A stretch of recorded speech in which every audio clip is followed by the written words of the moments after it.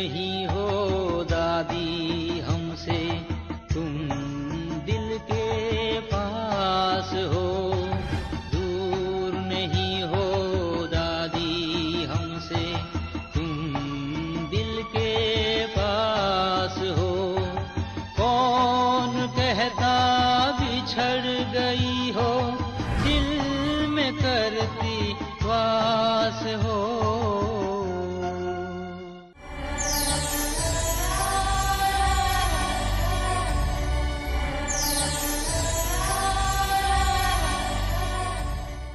दादी, जब आपने साक्षात्कार किया सतयुग का, तो वहाँ पर भाषा कौन सी बोली जा रही है? भाषा हिंदी है, सिर्फ थोड़ा थोड़ा शुद्ध है। जैसे कि चिलकारी, अभी यहाँ हम कहते हैं कंगा, और वो अच्छा, उसको कहते हैं केश चिलकारी। उसको केश चिलकारी, ब्रश को मुख चिलकारी, ऐसे समझो भाषा का चेंज है। और ट्रांसपोर्ट हम जाते कैसे थे वहाँ पर? विमान।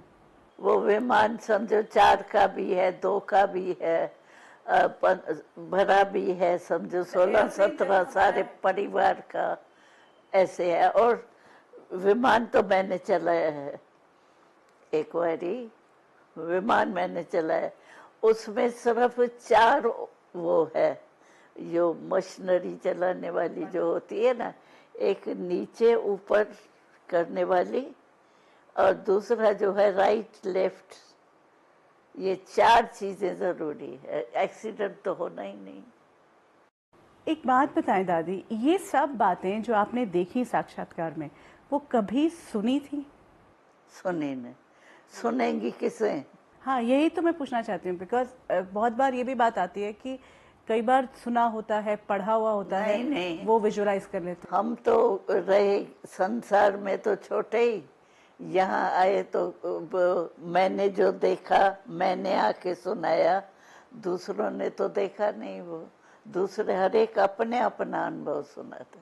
तो जब आप सतयुग का साक्षात्कार करते थे, देवी देवता जो आपने देखा कि एक नॉर्मल जिंदगी जी रहे होते थे, आपने कहा कि सोने के महल होते थे, हर एक के पास बहुत जायदाद होती थी, क्या करते हैं फिर? सारी दिनचर्या उनकी क्या होती थी? दिनचर्या पढ़ाई भी पढ़ते हैं ना, पढ़ाई ज्यादा आर्ट होता है।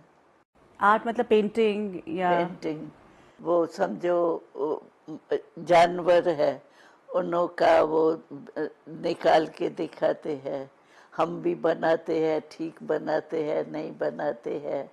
और हिस्ट्री क्या, जो सतयुग में किस स्थान पर क्या क्या है वो हिस्ट्री होती है, और तो कुछ हिस्ट्री में होता नहीं है जंग बंग।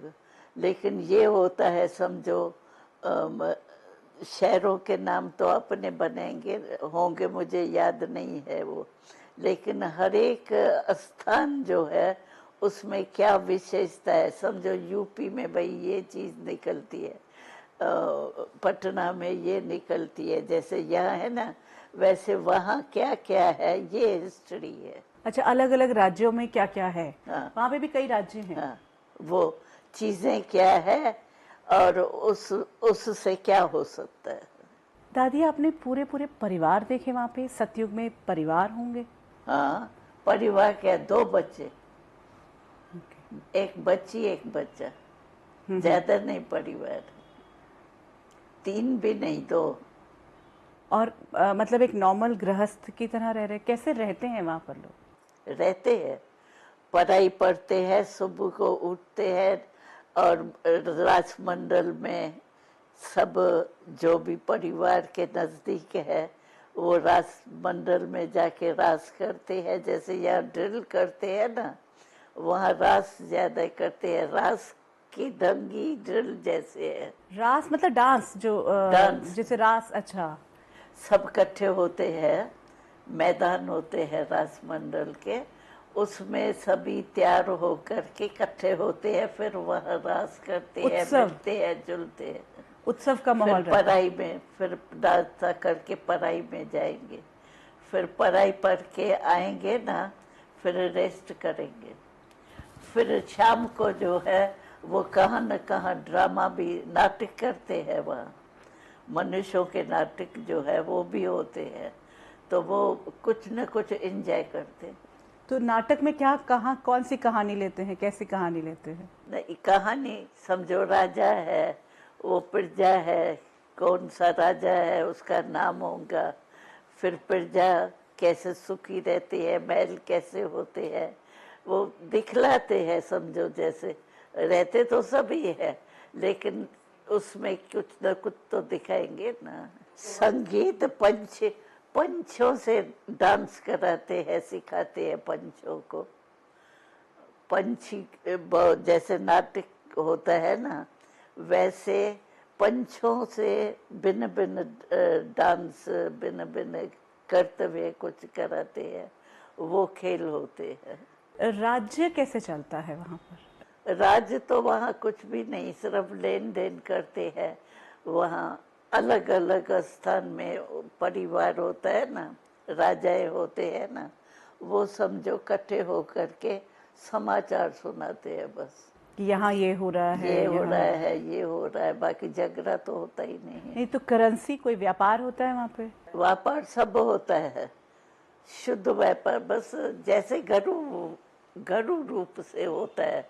ये नहीं जैसे कोई चोरी हो, ये हो, वो तो है ही नहीं वहाँ। बस जो दुकान वाला है वो जाके बस रखो और जो चीज़ है वो ले आओ। आपने ये सब देखा? हाँ। अच्छा, और दादी वहाँ पर अगर हम देवी देवताओं की तस्वीरें या मूर्तियाँ देखते हैं तो श्रृंगार होता है।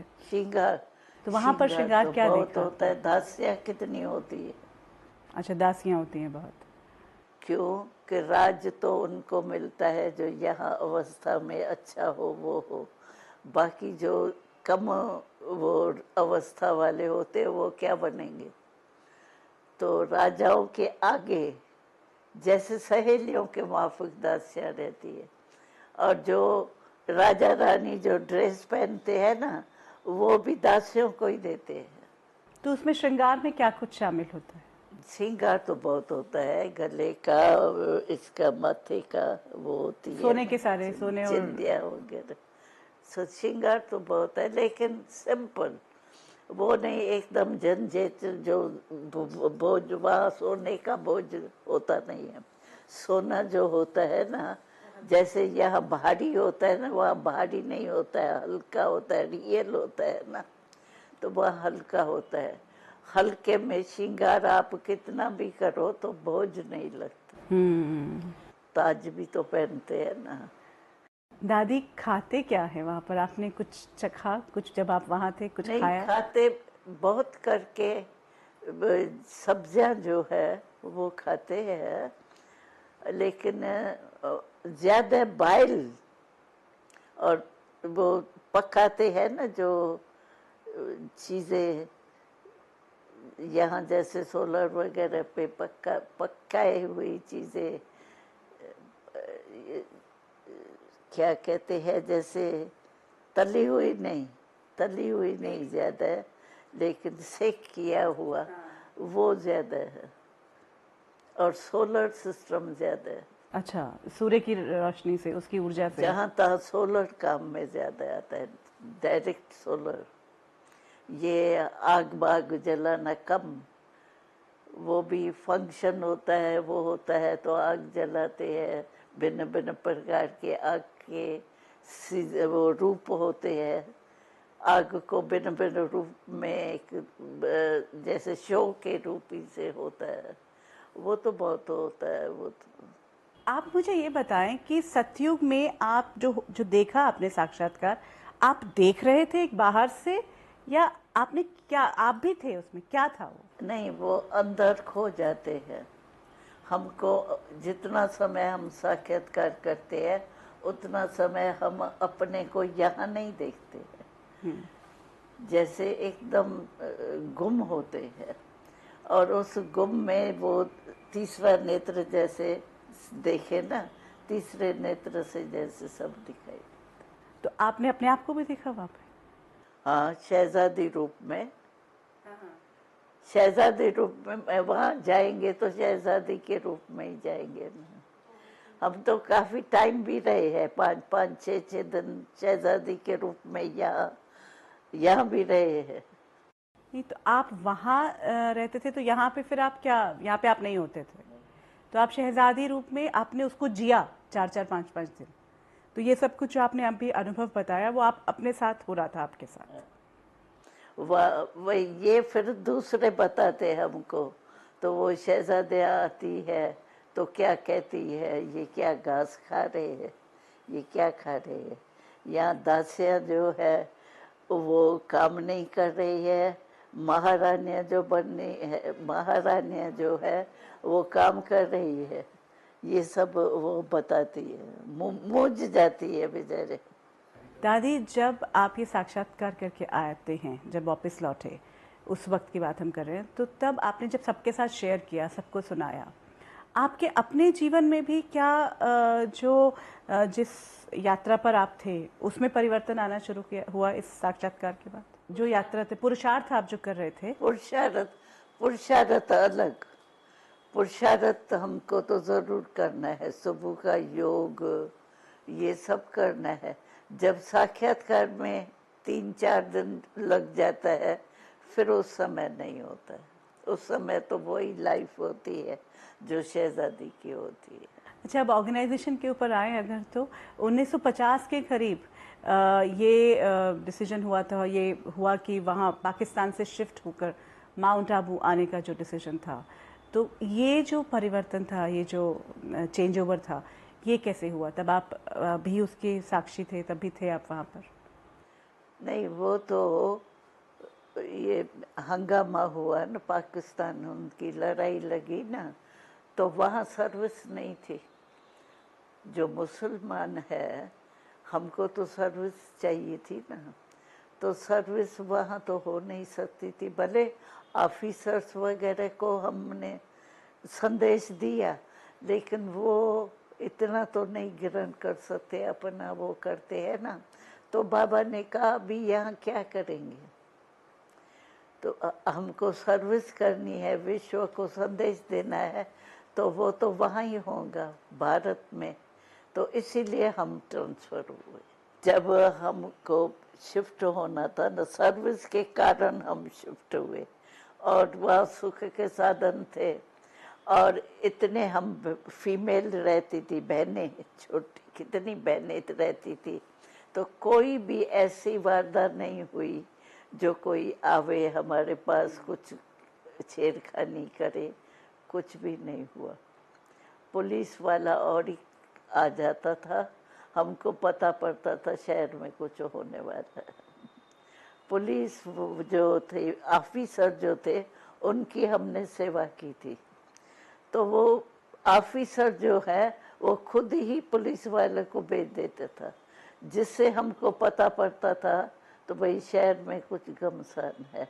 तो पुलिस हमारे साथ थी, इसीलिए हम बेदरक थे। और कोई ऐसा कोई चढ़िया खड़िया आ जावे पुलिस होते भी, ऐसा कोई ऐसा इतने समय में कुछ नहीं हुआ।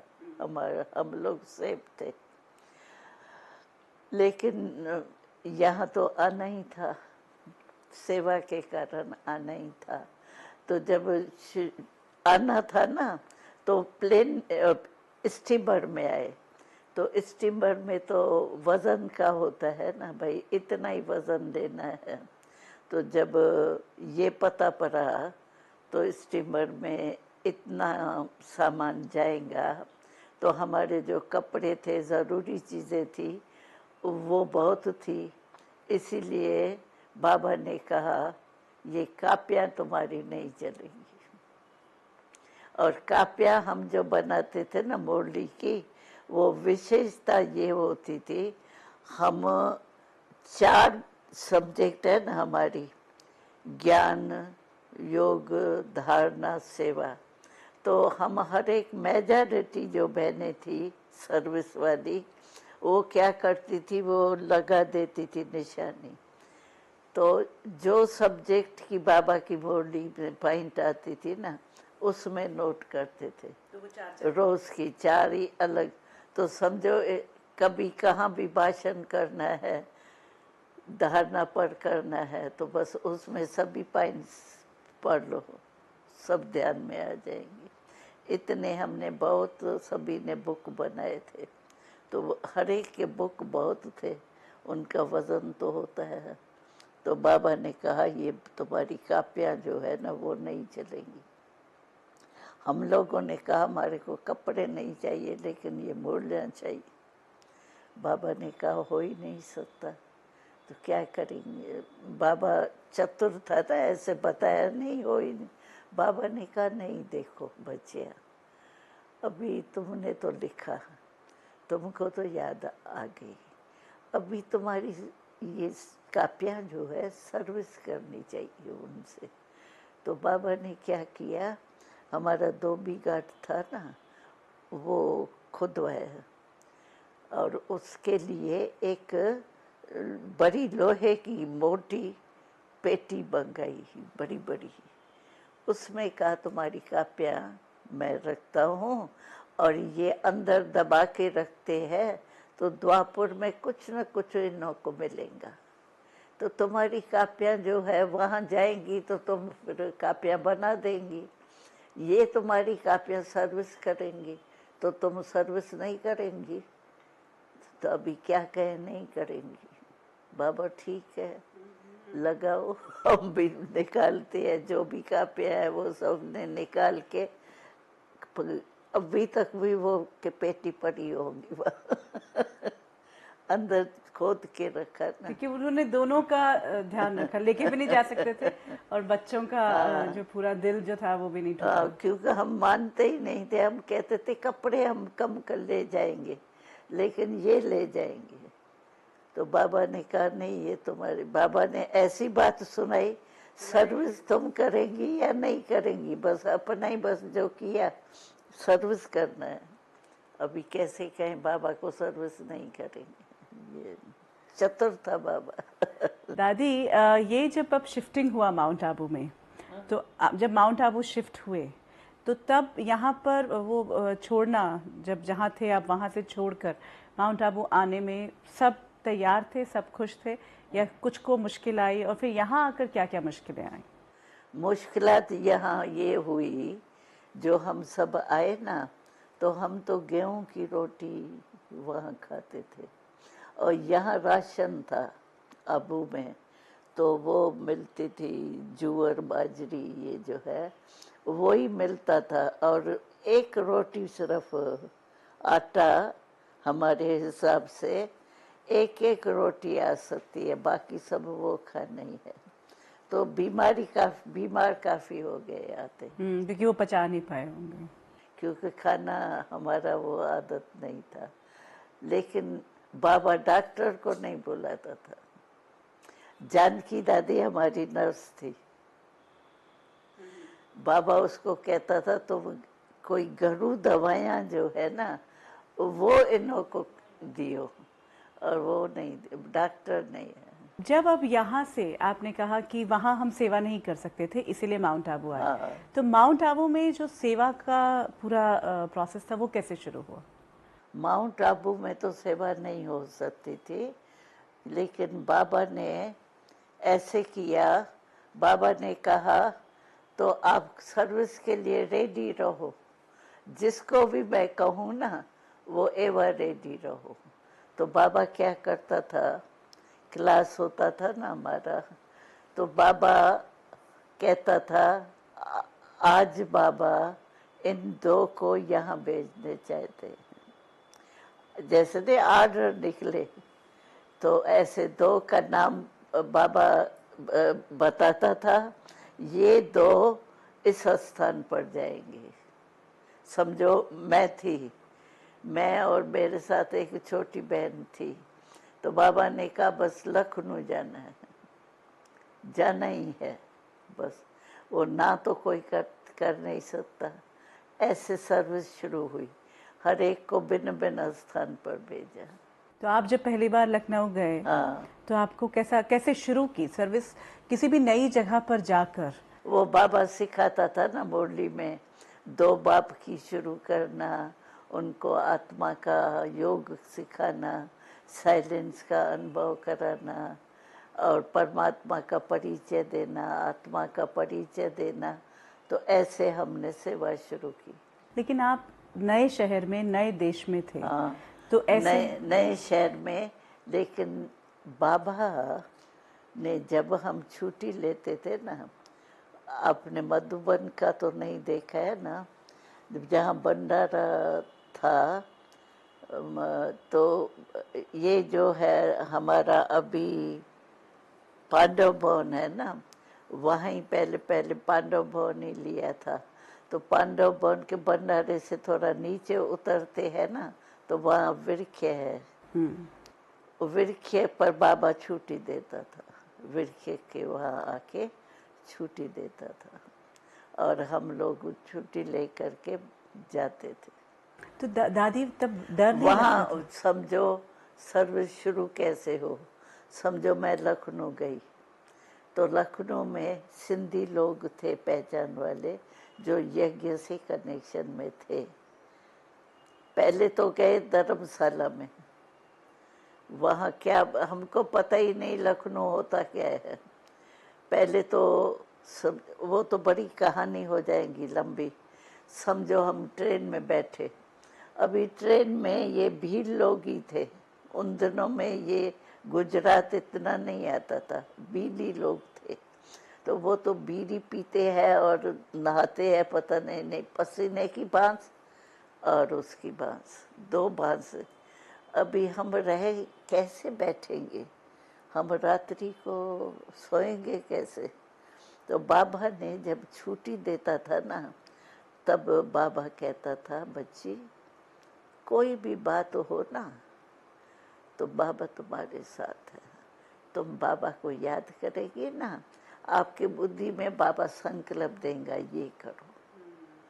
तो हर एक को बाबा ये छुट्टी के टाइम देता था। तो हम लोग गए तो बैठ ही नहीं सके। ट्रेन भी पहले वाली देखा था। ट्रेन में बैठे तो सही 3rd क्लास की टिकट होती थी।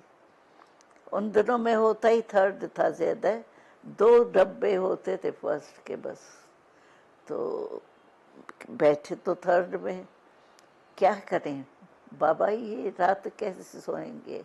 तो बाबा ने हमको टच किया, तो तुम स्टेशन मास्टर के पास जाओ और उनसे कहो मुझे हमको रिजर्वेशन दो। तो हम उतर गए, बड़ी स्टेशन आई, उसमें स्टेशन मास्टर के पास गए, और हमारी ड्रेस थी ये फ्रॉक और पैजामा, और बाल ऐसे ही तेल नहीं लगाते थे, तो और लगते थे ना, जैसे न्यारे न्यारे लगते थे ना। हम दो गए स्टेशन मास्टर के पास। वो तो पहले हमारी ड्रेस को ही देखे, ये आई कौन है, कहाँ से आई है, क्यों आई है। वो कहे हमारे से क्या काम है इन लोगों का। हमने कहा हमारा काम बहुत बड़ा है, हमको बैठना नहीं होता, तुम हमको प्रबंध दो। वो कहे मैं तो प्रबंध देता ही नहीं हूँ, लेकिन हम उनके पीछे ही पड़ गए, आपको कुछ न कुछ करना है। कहा क्या करूं, कहा गार्ड को बुलाता हूँ। गार्ड को बुलाया, गार्ड के आगे भी हमने वही बात की। तो उसने कहा क्या हो सकता है। उसने कहा अच्छा, हमने बहुत ज्ञान बयान सुनाया प्यार से, तो वो ये भी नहीं कहे कि नहीं मैं कुछ नहीं करूँगा, वो भी नहीं कह सके, क्या करे। कहा अच्छा मैं जाता हूँ, अगर 1st क्लास में 6 सीट की होती थी, अगर वहाँ कोई सीट खाली हुई तो भले तुम एक ही सीट पर 2 बैठ जाना, सोना नहीं। हमने कहा हम वो हाजिर है, ठीक है, लेकिन हम यहाँ नहीं बैठ सकते। तो वो गया तो देखा 2 जने बैठे हैं, 4 खाली है। तो हमको बहुत खुशी में, बहने आपका भाग्य है ये जैसे कहते हैं। तो कूली से सामान उठवा करके हमको वहाँ बिठाया, और हर स्टेशन पर हमारे से पूछने आता था। तो जो 2 जने बैठे थे ना, वो समझते थे ये इनके घर के हैं शायद। तो वो तुम्हें हमारा बहुत रिगार्ड रखते थे, तो हम पहुंच गए। ऐसे बाबा ने पहले ही परिवार का एहसास करवाया वो। ये वरदान दिया, सभी को बाबा वरदान देता था। बाबा को याद करेंगे, कोई न कोई संकल्प आपको भी आएगा, आया। बिल्कुल। और दादी, आपके इस एक वाक़ये से ही पता चला कि पूरा जिस तरह से ऑर्गेनाइजेशन ने सेवा के काम को आगे बढ़ाया और जिस तरह से बढ़ता गया है, वो अब आज इतिहास के पन्नों में है। हाँ, लखनऊ में गए तो हम कहाँ रहे हैं, तो कहा धर्मशाला में, जो भी आता है धर्मशाला में रहता है। धर्मशाला वाले के पास गए तो उसने एक खटिया दी, कहा 2 खटिया नहीं है, 1 खटिया वान की होती है वो दी, एक खाने के लिए अंगीठी दी, वही पंखा जो है अपने को भी लगाते थे, अंगीठी को भी लगाते थे। 4-6 दिन ऐसे रहे। फिर हमको सिंधी परिवार एक था, वो लेके गया अपने वहाँ। और फिर सर्विस क्या करे, तो सर्विस के लिए हमको कोई ने डायरेक्शन दिया, तो यहाँ जो है ना चीफ मिनिस्टर, उसके पास आप जाओ, उनको कहो हमको सर्विस करना है, हमको ठिकाना बताओ, मकान दो। उसके पास गए, सीधा चीफ मिनिस्टर। हाँ, हमको पता नहीं था चीफ मिनिस्टर गोविंद वल्लभ पंत था। उन दिनों में जेल बेल में भी रह कर के आए थे ना, तो मिनिस्टर अच्छे थे। उसके पास गए, अपने कहा हम सेवा के लिए आए हैं और सेवा के लिए स्थान तो जरूर चाहिए, तो आप तो मालिक है देश के, तो आप कोई न कोई स्थान हमको दो जहाँ हम सेवा करें। वो बेचारा ऐसी उसकी हालत हो गई। पहले तो दरवाजे से आया तो हमारे पास आया, मिलने का टाइम था, सब बैठे, हम गए तो हमको यही पता नहीं चीफ मिनिस्टर कौन है, ये तो बहुत बैठे। तो कहा वो चीफ मिनिस्टर आने वाला है। अच्छा, हमने चीफ मिनिस्टर आया ना, तो पहले बाय चांस ड्रामा अनुसार हमारे पास आया, आके खड़ा हुआ। वो उसको आश्चर्य हुआ, ये इस ड्रेस वाली आई क्यों है हमारे पास, किस काम से आई है? हमने कहा उसको इस काम दिया, तो वो सेक्रेटरी जो होते हैं ना, वो बड़े खराब होते हैं। वो उसको कहे तुम चलो चलो चलो चलो चलो, वो बेचारा जा ही नहीं सके, एकदम कितना भी चलने की कोशिश करे फिर ठहर जाए।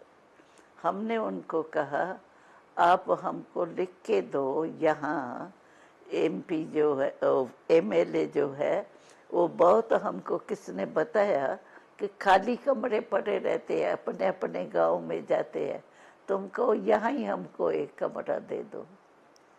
तो वो कहे सिविलियन इसमें यहाँ रह नहीं सकते, एमएलए क्वार्टर में रह नहीं सकते, कायदा ही नहीं है।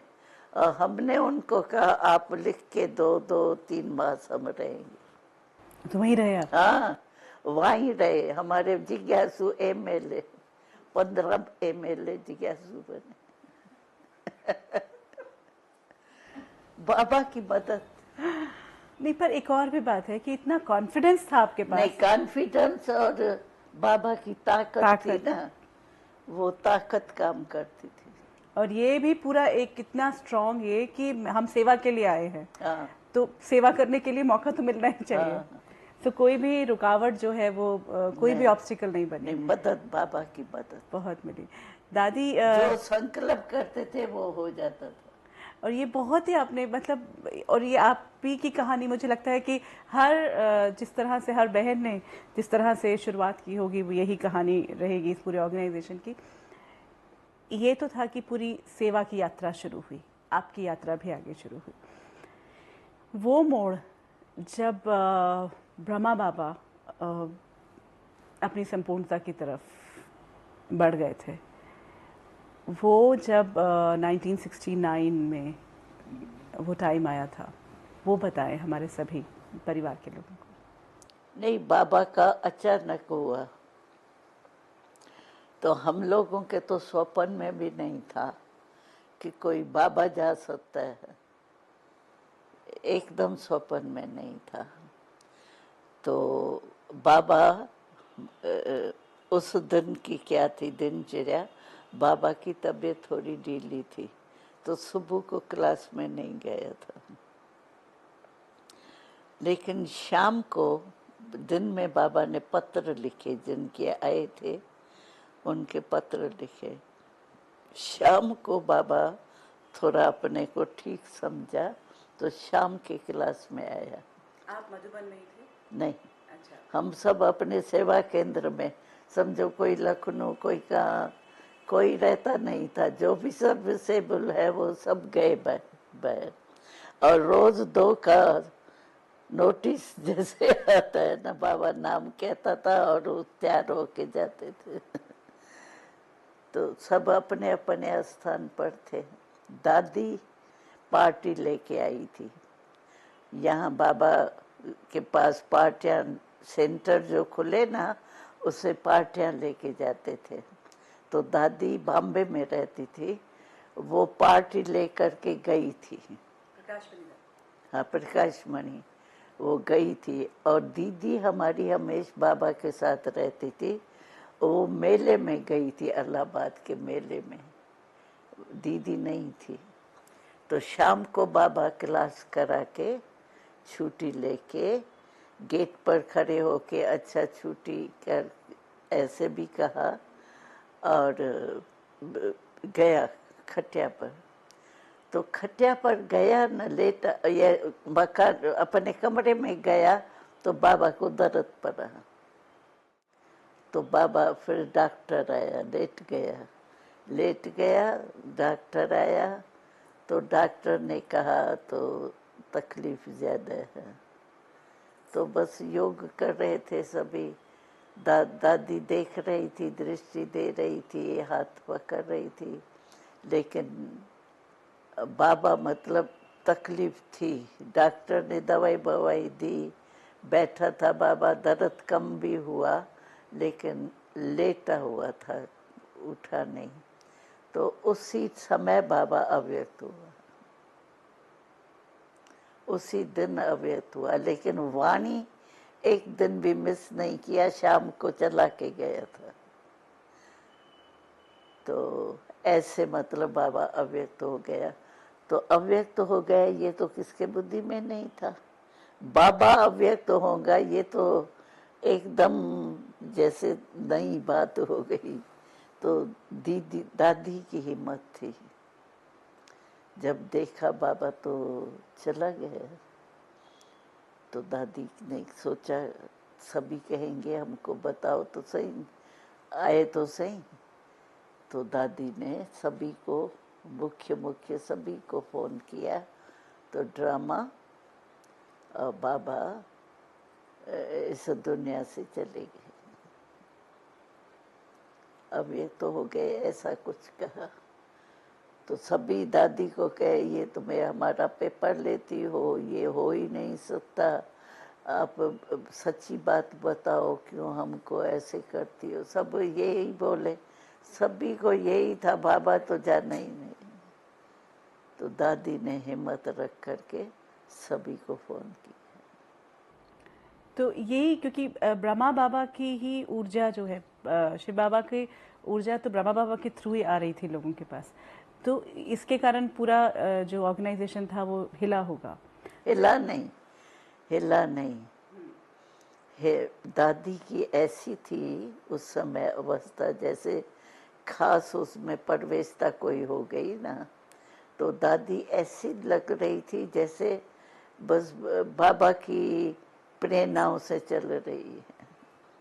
और दादी में ताकत भी बहुत। उस समय शिकिल वगैरह, शिकिल तो आके देखी, लेकिन दादी कहती थी रोना नहीं है, रोना नहीं है। बाबा गया है तो कोई रहस्य होगा, ऐसे नहीं गया है। ऐसे मतलब दादी दिलासे देती रही सभी को। और दीदी तो मेले में थी। तो कौन संभाले, कहाँ करना है, ये जो होता है मृत्यु का, कहाँ अर्थी कहाँ रखेंगे, क्या हुआ। तो सभी आए, इकट्ठे हुए, फोन आए, सभी ट्रेन में आ गए, पहली ट्रेन में सब आ गए। तो जगदीश जी भी थे उन दिनों में।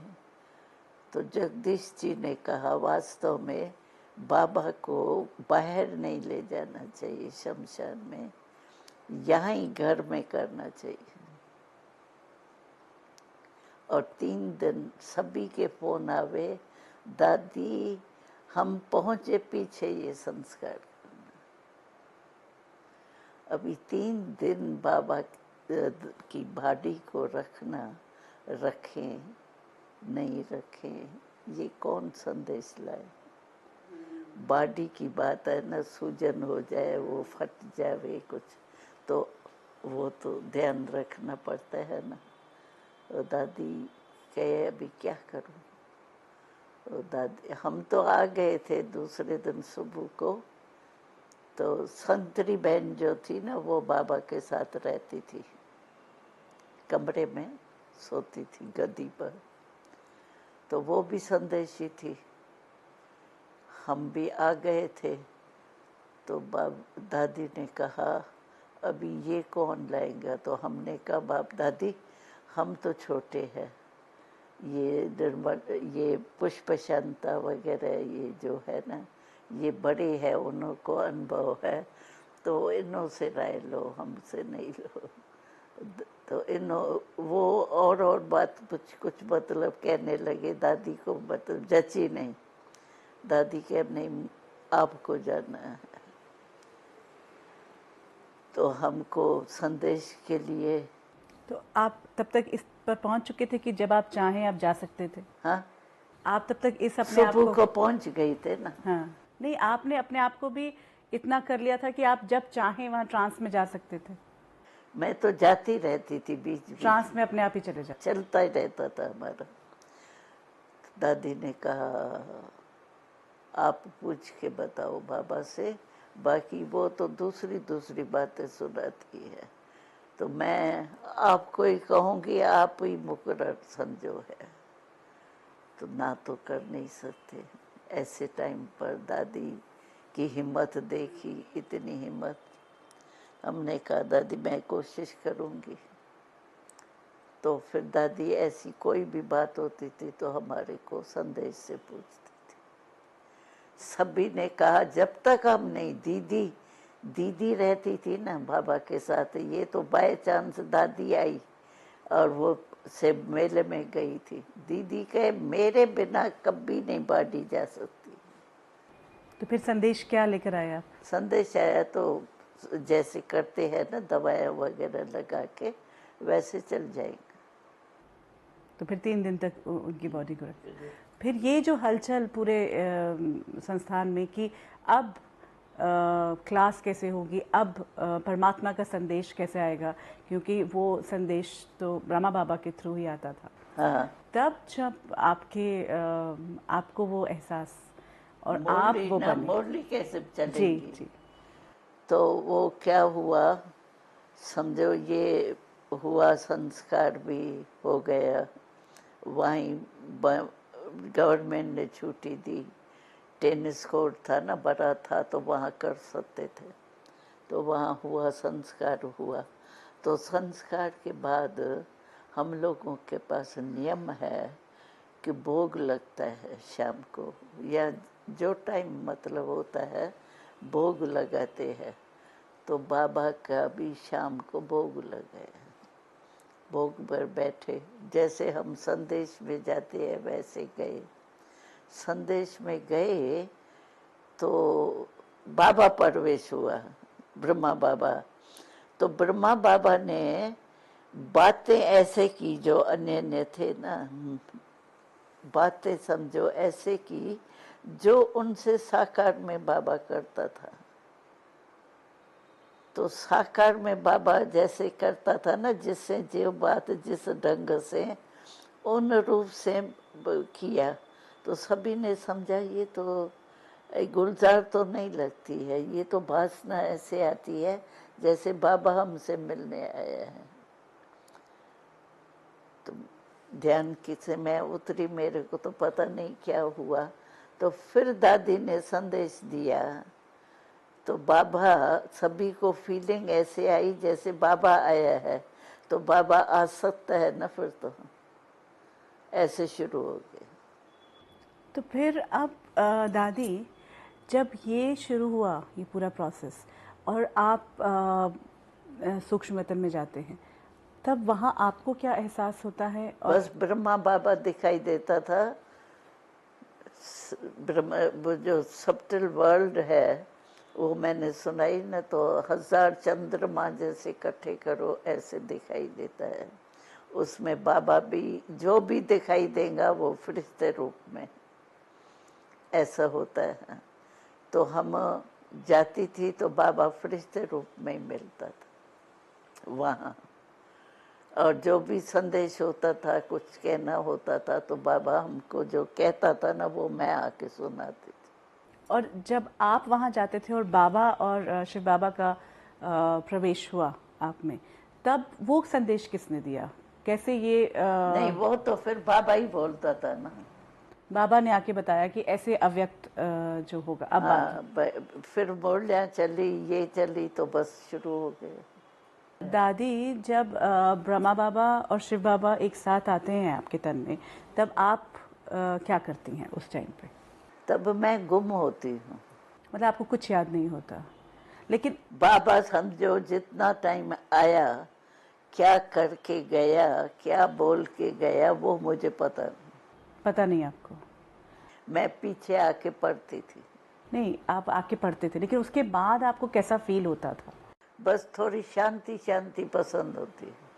शांत रहना पसंद करते थे, लेकिन आपको लगना शुरू हुआ कि ये परमात्मा जो है। नहीं, मैं ये समझती थी, तो ये मेरा पार्ट कैसे हुआ ये सवाल आया आपके मन में? हाँ हाँ। फिर उसका जवाब कैसे मिला? आपने पूछा बाबा से कब? बाबा से बात करते थे, बाबा और कोई संदेश ही रखो ना, मेरे को ही रख।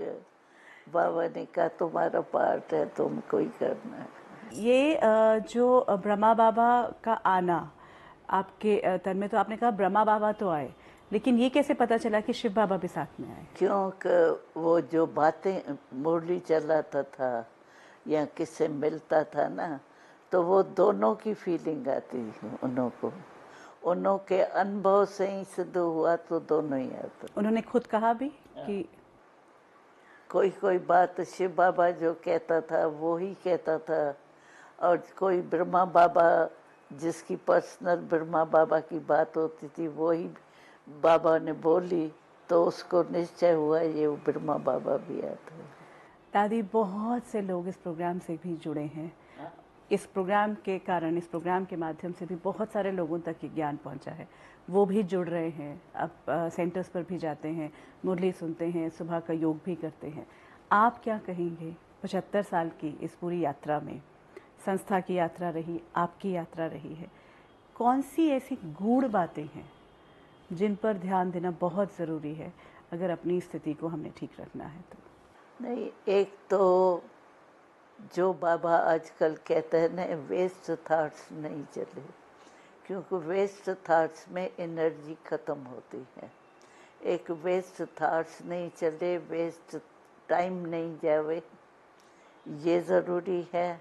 और दूसरा, भाव स्वभाव में नहीं है, क्योंकि भाव स्वभाव के टक्कर में फिर वो परवेशता जो है उसको कैच नहीं करेंगे। इसीलिए इस पर हम ध्यान रखते, एक स्वभाव में नहीं हमें, और जितना हो सके शांति में रहें, योग में रहें, और वेस्ट संकल्प भी नहीं है। वेस्ट संकल्प भी तो व्यर्थ गया ना, तो ये अटेंशन रहता है। और बाबा भी आजकल यही 2 बातें कह रहा है, एक बाहर सुबह के टक्कर में नहीं आओ, और वेस्ट थॉट्स नहीं, वेस्ट टाइम नहीं। बाबा ने एक मुरली में अभी कहा था लास्ट, तो संगम का समय एक सेकंड कितने बरसों के बराबर है। तो आप ये नहीं समझो कि एक सेकंड मेरा फालतू गया, लेकिन कमाई कितनी है। एक जन्म में 21 जन्म की प्रारब्ध है। तो आप समझो 21 जन्म और एक जन्म में 21 जन्म की प्राप्ति। तो आप सोचो ये जन्म कितना वैल्यूबल हुआ।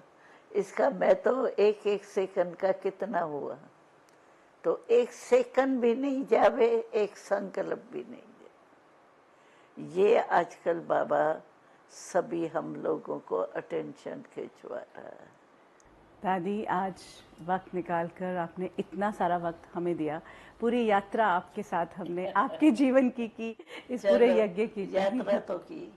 थैंक यू सो मच, बहुत बहुत धन्यवाद। ओम शांति। दूर नहीं हो दादी हमसे, तुम दिल के पास हो। दूर नहीं हो दादी हमसे, तुम दिल के पास हो। कौन कहता बिछड़ गई हो, दिल में करती वास हो।